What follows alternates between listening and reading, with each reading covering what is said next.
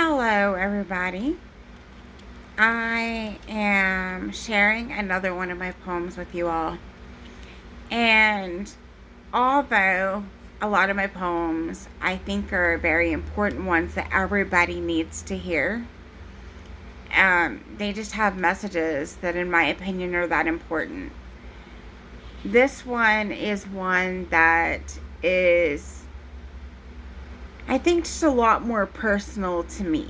It is a big part of my story. And I know there will be a few other people out there that can relate somewhere. But mostly, again, this is my story. And I just hope that you still take the time to listen to it and that you enjoy it. And maybe it'll touch you in some way or another. But this one is called Invisible. All of my life, I have dressed how I wanted and wore the clothes that made me happy.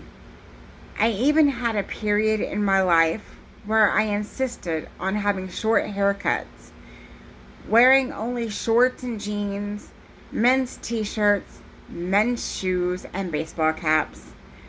I have known for all of my life that I like women, and even had my first actress crush in the 80s. Although that really said nothing about me, because I had a few boy crushes too. For half of my life, I was stuck in a black hole that was overflowing with familial and societal expectations, which is how I ended up married in the year of 2001.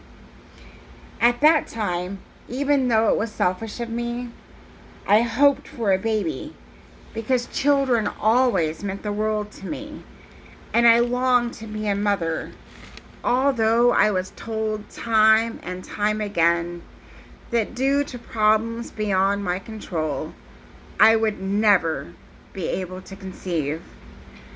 I spent too much time living a life that made other people happy, but was never what I wanted. Until one day I started making changes and finally began to start living for me.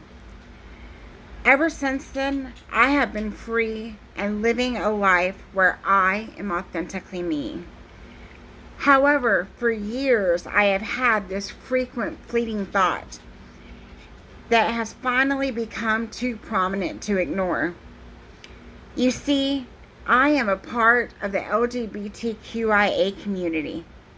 But unless you knew whether I was dating a man or a woman, you would probably never know.